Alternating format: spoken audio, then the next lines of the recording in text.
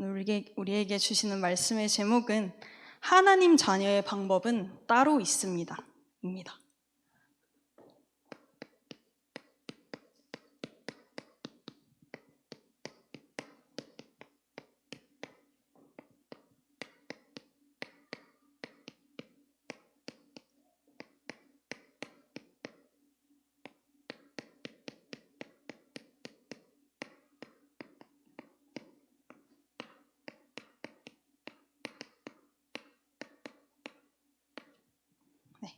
하나님 자녀의 방법은 따로 있습니다.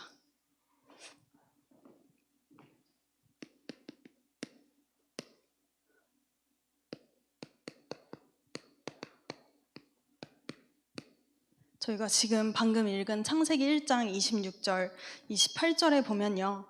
하나님이 우리에게 주신 말씀에 하나님의 원리가 가장 첫 장에 1장부터 나와 있습니다.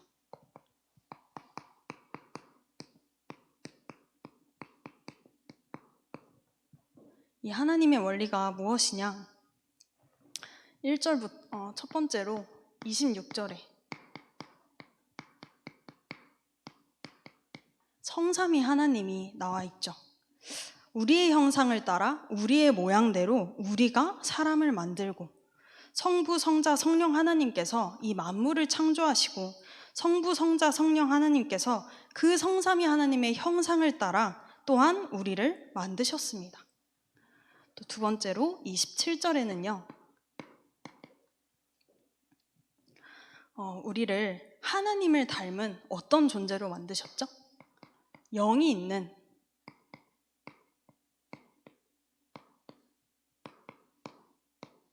영적 존재로 만드셨습니다. 이 영이 있는 영적 존재로 하나님을 닮아 영이 있는 영적 존재로 만들었는데 그 하나님과 인간이 소통할 수 있는 아주 특별한 관계로 만드셨다고 하셨습니다. 교제할 수 있고요. 소통할 수 있고요. 하나님과 함께 할 수 있는 존재가 바로 특별한 관계라고 하셨습니다. 하나님과 커뮤니케이션이 가능하다고 하셨죠. 또 세 번째로 28절에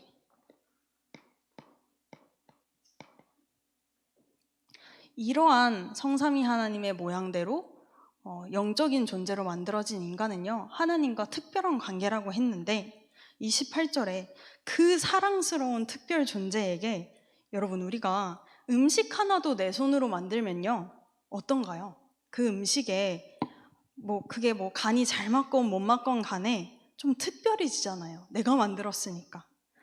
또 더 어렵게는 대단한 작품을 남기면 흔히 작가들, 화가들, 예술가들이 자신의 작품을 자식과 같이 여기지 않습니까?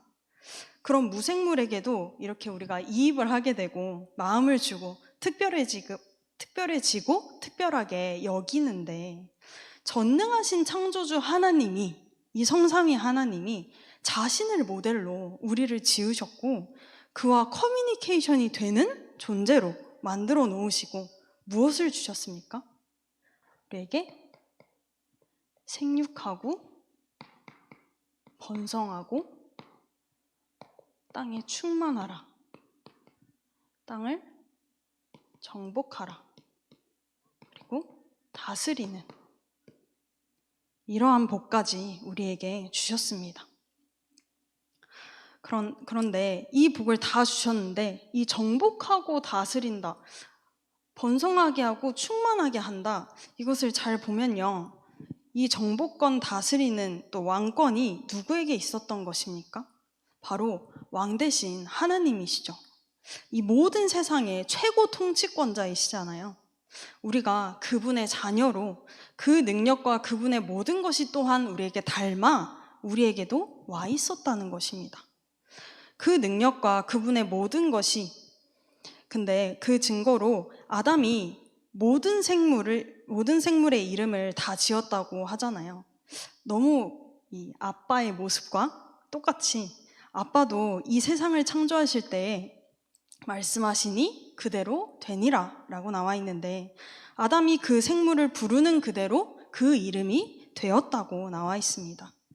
우리 애기들이 코 모양, 인매, 눈매가 아빠와 닮았을 때 얼마나 기가 막히고 얼마나 귀엽고 얼마나 사랑스럽습니까?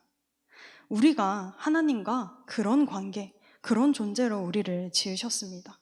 그러니 가장 마지막 절에 하나님이 보시기에 심히 좋고 또 사랑스러울 수밖에 없습니다. 우리가 바로 이러한 원리로 지음을 받은 이런 아주 사랑스러운 존재들입니다. 그런데 우리가 창세기 3장 하잖아요.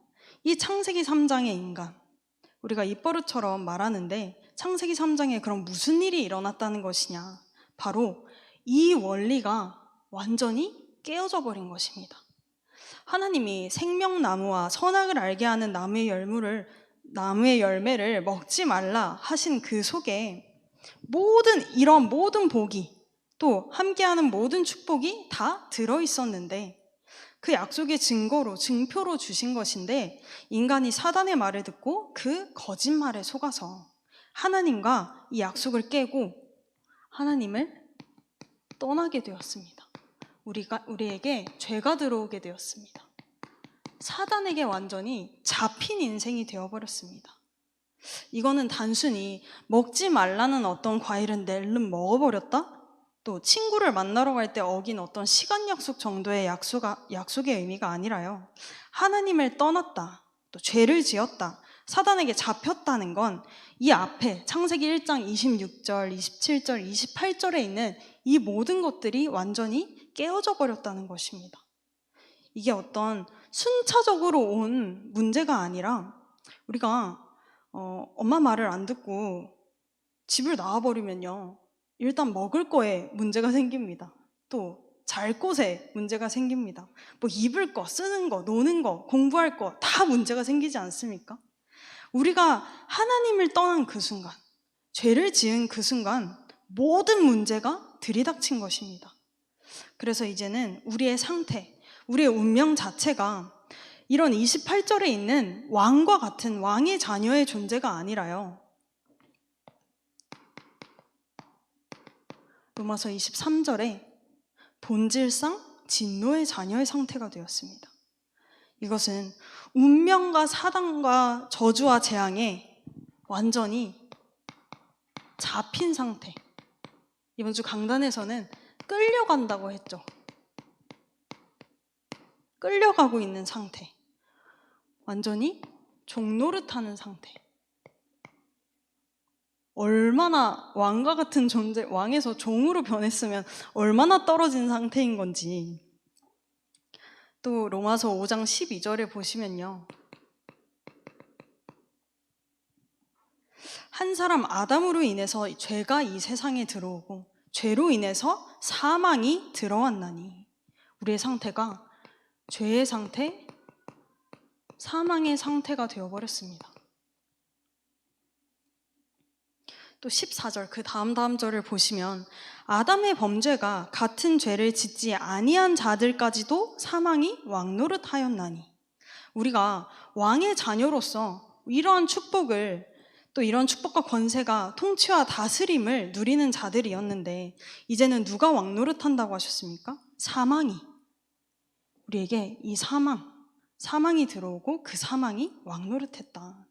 이것이 근데 아담 한 사람에게 뿐만이 아니라 우리에게까지 와 있습니다. 어떤 모양으로 와 있습니까? 함정으로, 틀로, 울무로 우리에게 와 있습니다.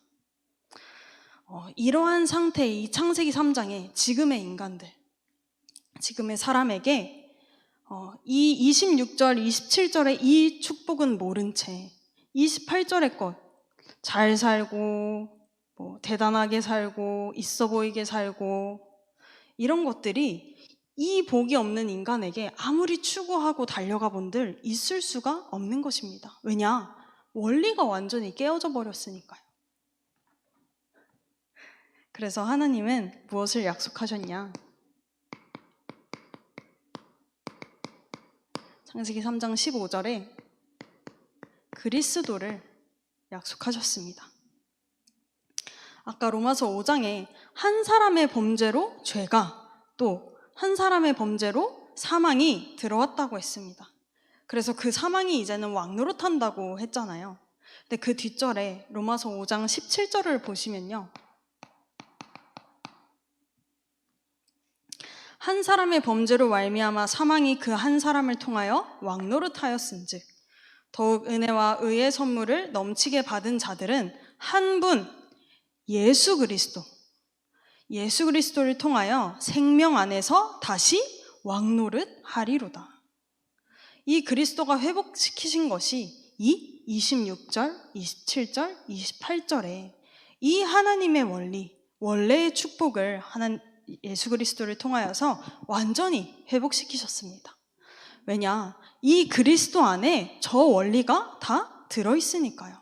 그래서 왜 예수 그리스도를 모든 문제 해결자라고 하냐? 왜 복음 안에 모든 것이 다 있다라고 하냐? 그 근본의 원리가 이 안에 다 있기 때문입니다. 우리가 심지어 우리에게 와닿는 행복이라고 추구하고 생각하는 그런 것들까지도 이 원리 속에 다 회복되니까요. 또 회복이라고 해서 그렇다면 이 이전의 상태, 요 창세기 1장의 원래 인간의 상태보다는 불완전한 거 아니야? 라고 할 수 있죠. 근데 히브리서 10장 14절에 보시면요. 더 완벽하게 이루어 놓으셨습니다.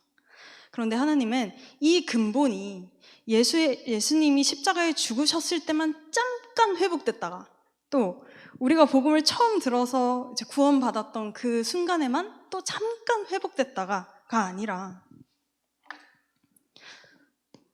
계시록 22장 5절에 우리 지난 강단이죠. 이때는 완전히 마지막 날 심판과 모든 것 이후에 새 하늘과 새 땅이 온 그 상태.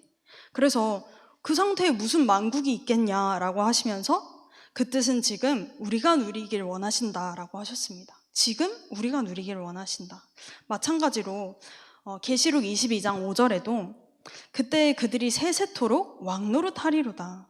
그 마지막의 마지막 이후 새하늘과 새 땅에서 뿐만이 아니라 하나님은 지금 이 그리스도를 통하여서 완벽하게 회복해 놓으신 이 26절, 27절, 28절에 이 복을 지금 우리가 누리기를 원하십니다. 그러면 우리가 어떻게 누리냐? 무엇으로 누리냐?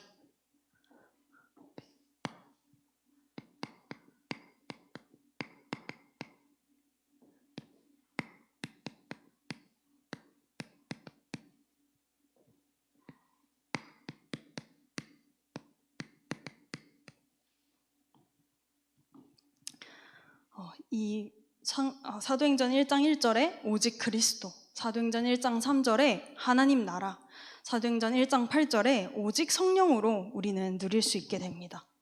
첫 번째로 오직 그리스도. 앞에서 끌려다닌다라고 했는데요.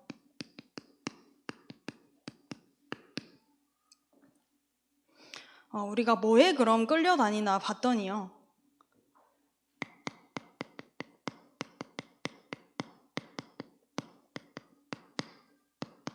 여기에 끌려다니고 있습니다. 여기에 다 빼앗기고 있다는 것입니다. 또 그러면 끌려다니고 다 빼앗겼다고 했는데 뭘 빼앗겼나 봤더니요.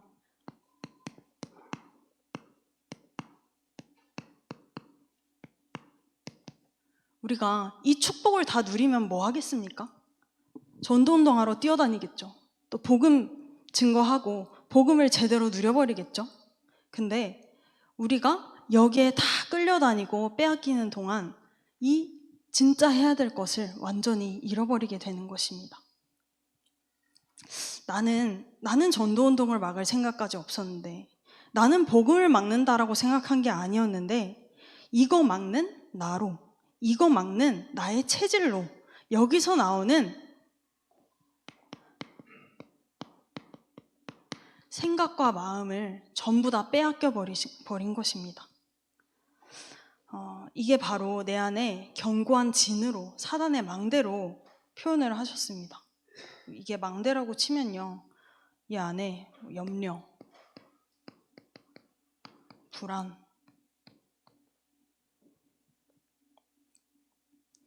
이런 창세기 3장의 것들, 이런 걸로 아주 견고한 망대가 지어져 있으면요, 나의 생각과 마음이요, 이 망대로부터 연결이 되어져 나오는 것입니다.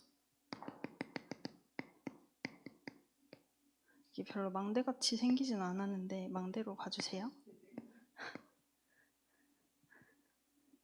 이 사람이 요 진을 가지고, 요 견고한 망대를 가지고요, 지금 예배 와서 예배하고 있는 겁니다. 이 사람이 이 사단의 망대를 딱 가지고 일상 속에, 또 말 속에 튼튼히 하는 중에 지금 교회에 와 있습니다. 그러니까 이 망대는 그대로 내버려 둔 채로 말씀을 들어도 그 말씀이 살아 역사할 수가 없고, 또 오래 다녔는데, 내가 교회를 몇십 년 다녀봤고 내가 뭐도 해봤고 뭐도 해봤는데 그리스도 모든 문제 해결자라면서 왜 이렇지? 이 망대는 그대로 둔 상태로 복음이 살아서 역사할 수가 없다. 그래서 우리 계속 말씀에서도 언급이 되고 있는데, 고린도전서 3장 1절에 어린아이와 같다. 이 어린아이의 상태가 계속 지속될 수밖에 없는 우리 안에 요 망대가 우리의 마음에도 영향을 주고 있고요, 우리의 생각에도 영향을 주고 있다 보니 이 망대가 지어져 있는 나에게서 나온 모든 말이, 이 망대가 지어져 있는 나에게서 나온 모든 행동과 모든 결과물이 어떤 결과물이 되어지겠습니까? 이거는 사단의 망대인데요. 그래서 말씀 속에서 계속 요 망대를 무너뜨려라.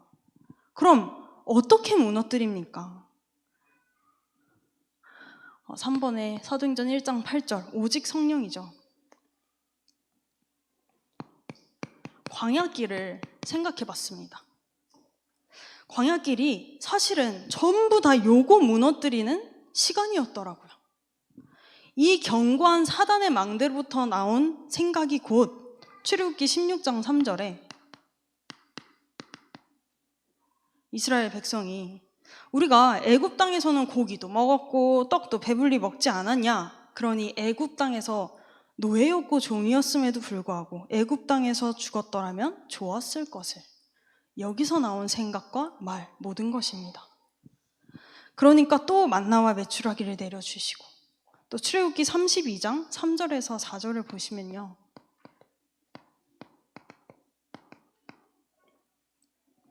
그 생각이 여기에서 나왔다라는 증거로 그들이 무엇을 만들었습니까? 모세가 시내산에 올라가서 하나님의 말씀을 받아 내려오기까지 40일 동안 시내산에 올라가 있었다고 하는데, 그 사이에 이들은 금송아지, 곧 우상을 만들어냅니다. 이 고정된 생각, 우리가 뭔가 보고 좀 숭배도 하고 기도도 드리고 할 대상이 있어야 되지 않겠냐, 모세 언제 내려오는 거냐 하는 겁니다. 이 견고한 사단의 망대로부터 나온 모든 생각, 이것이 바뀌지 않았던 사람들은 다 어떻게 되었습니까? 장사되었습니다. 이후에 세대가 바뀌고 여호수아가 지도자로 섰을 때 가나안 정복이라는 언약을 이루어가는 모든 과정 속에 계속 전쟁하고 정복하고가 반복이 됩니다. 그런데 그 전쟁의 방법이 어떻게 하면 잘 싸울까? 어떻게 하면 막 전략, 전술 이런 것들이 아니라요, 여호와께서 여호수아에게 명령하신 대로, 또 여호와께서 여호수아에게 말씀하여 이르시되, 하나님을 바라보고 있을 때 하나님이 뭐라고 하시는가를 들을 수 있고, 하나님을 바라보고 있을 때 하나님이 지금 무엇을 원하시는가를 알 수가 있고 할 수가 있습니다. 하나님을 바라볼 때에 그가 말씀하신 대로 행할 때 이스라엘은 이겼고 가나안 땅을 정복했습니다.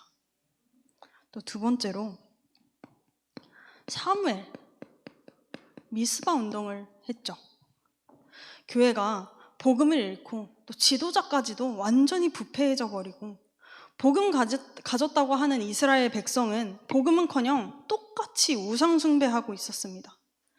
복음을 놓치면 재앙은 어떡하지 큰일 났다가 아니라 사실 당연한 겁니다. 이스라엘 백성의 상태에서 블레셋이 쳐들어오는 건 당연한 것입니다. 문제가 아닙니다. 더 정확히 말하면요. 사무엘상 7장 3절에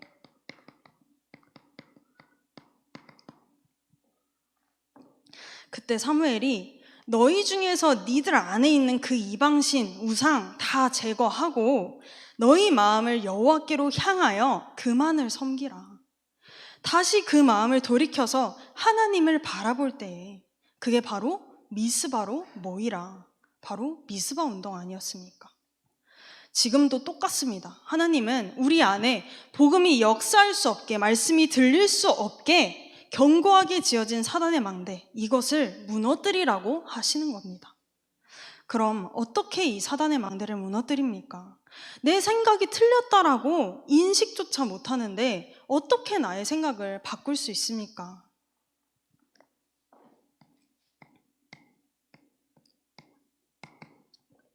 사도행전 9장 3절에서 5절을 보시면요. 다메섹에서 사울에게 빛이 임한 그 순간, 초대교회에 성령이 임한 그 순간, 베드로에게 성령의 불세례가 내려졌던 그 순간에 우리의 그 견고한 사단의 망대가 완전히 무너졌고, 또 우리의 그 견고한 사단의 망대로부터 나온 절대 바뀌지 않을 그 고정된 생각들이 완전히 바뀌어졌습니다. 사울에게 있었던 그 잘못된 생각이 무엇이었습니까? 사울이 차마 인지도 하지 못하고 있었습니다. 내가 잘하고 있는 일이라고까지 여기고 있었습니다. 열심으로 특심으로 핍박하던, 진짜 그리스도만을 모르게 하는 그 사단의 망대로부터 나온 모든 생각과 사상들에 완전히 사로잡혀 있었습니다. 근데 이 순간에, 빛이 임한 그 순간, 이때에 완전히 뒤집어진 것입니다. 그렇다면 우리의 방법은 무엇이 되어야겠습니까?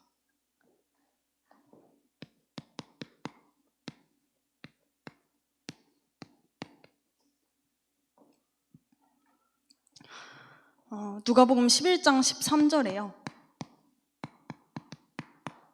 성령이 임해야만 견고한 진이 무너진다까지는 알겠는데 기도랑 어떻게? 기도할 때에 성령을 주신다고 하셨습니다. 구하는 자에게 성령을 주시지 않겠느냐. 아니 이미 생각부터가 완전히 여기서 나오고 있는데, 그래서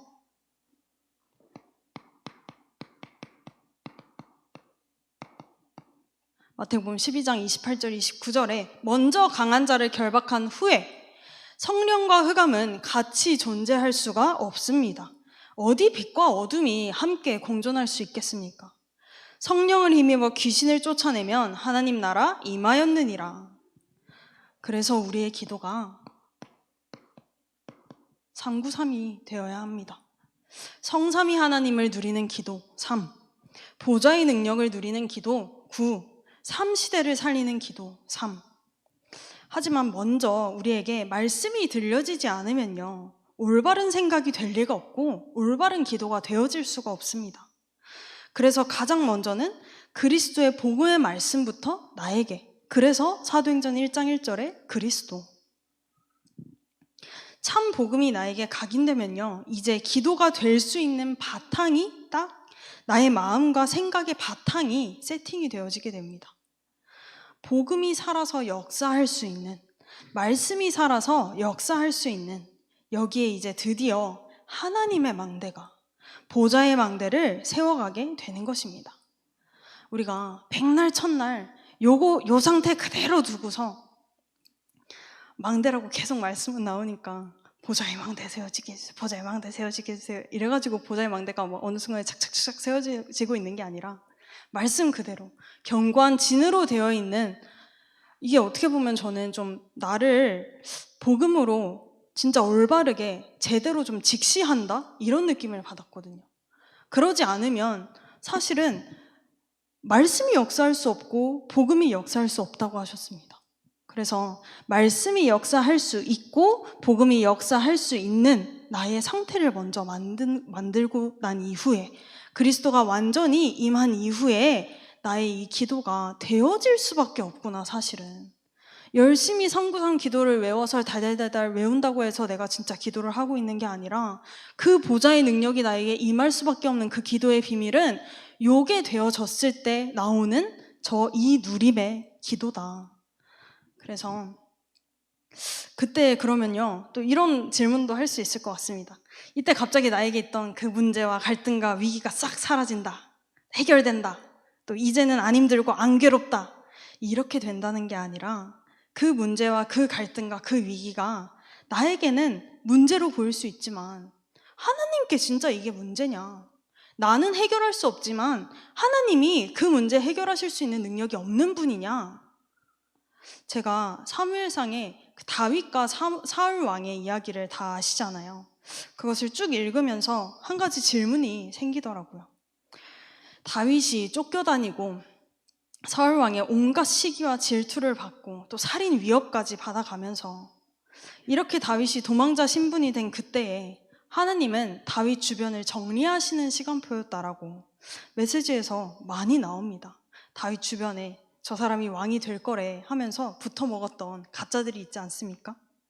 다윗에게 진짜 필요 없는 사람들을 다 정리시키는 시간표였다. 근데 여기까지는 다 아는데, 근데 그때 하나님은 그 일을 하고 계셨다고 쳐. 그러면 다윗은 정작 뭐 하고 있었지? 라는 생각이 들더라고요. 근데 뭐 하고 있긴 뭐 하고 있었겠습니까? 다윗도 무서웠고요. 다윗도 힘들었고요. 다윗도 정말 읽어보면 정신병이 아는 게 너무 신기한데 시편 전체를 보며 다윗은 하나님을 바라보고 있었구나. 그 증거들이 시편 한 편 한 편마다 기록되어 있지 않습니까? 여호와가 나의 목자이시기 때문에, 또 어떤 날은 하나님이여 왜 나를 돕지 않으십니까? 내가 낮에도 부르짖고 밤에도 잠잠하지 아니하오나 밤낮으로, 또 내가 여호와를 항상 송축하고 내 입술로 항상 주를 찬양하고 내 영혼이 잠잠히 하나님만 바라미요. 그만이 나의 반석이요 구원이시요 나의 요새이시니. 다윗도 또 우리가 보기에는 좀 이랬다 저랬다 한 것처럼도 보이지만요, 이런 여러 순간 속에 한 가지만 하고 있습니다. 바로 하나님만 바라보고 있습니다. 하나님을 바라보는 것, 내가 딱 곧 죽겠다 하는 그 순간에도 기쁨과 감사와 찬양이 넘쳐나는 그 순간에도 하나님을 향하는 것. 다윗은 요거 하고 있었구나. 그때의 하나님은 하나님의 일을 행하시고 이루시고 역사하고 계셨구나.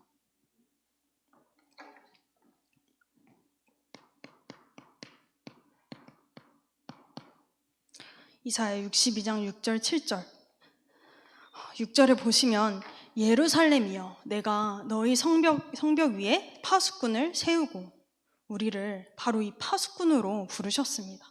우리는 파수꾼입니다.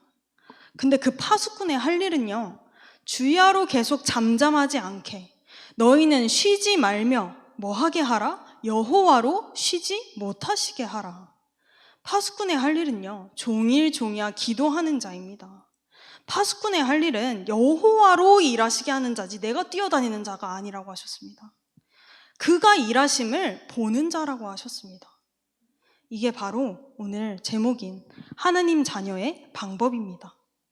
우리 모두에게 이 하나님 자녀의 축복이 회복되어 하나님 자녀의 방법대로 살아가게 되는 참 행복이 임하기를 기도합니다.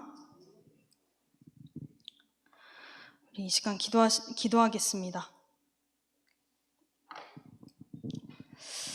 하나님이 우리를 하나님의 형상으로 창조하시고 하나님의 자녀로 회복시키심에 감사드립니다.